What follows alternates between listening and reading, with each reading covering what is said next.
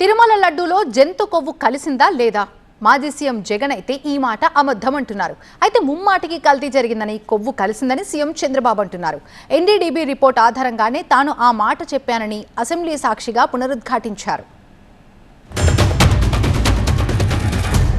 అయ్యా చంద్రబాబు, నెయ్యిలో జంతువుల కొవ్వు ఉందని, ఆ నెయ్యి లడ్డూలో కలిసిందని, ఆ లడ్డూలు భక్తులు తిన్నారంటూ దేవుడంటే భయము భక్తి లేకుండా చంద్రబాబు మాట్లాడారు.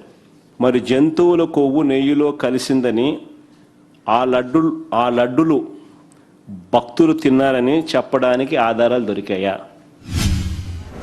ఇందులో క్లియర్గా దశ ఎనిమల్ ఫ్యాట్ ఉంది అనే విధంగా వాళ్ళు ఇచ్చిన రిపోర్ట్ని నేను చెప్పాను తప్ప నేను సొంతంగా చెప్పిన విషయం కాదు. అది భగవంతుడు నా దగ్గర ఆ మాట, ఆ రిపోర్ట్ విషయాలు చెప్పించాడు తప్ప ఇంకోటి కాదు. దాని మీద ఇప్పటికి కూడా నేను చెప్తున్నా, ఈ రిపోర్ట్ని బేస్ చేసుకుని ఆ రోజు నేను మాట్లాడాలని మరొక్కసారి మీ అందరికి కూడా విజ్ఞప్తి చేస్తున్నా. రాష్ట్రంలో ఉండే ప్రతి ఒక్క భక్తులకు కూడా ఈ విషయమే నేను విజ్ఞప్తి చేస్తున్నాను.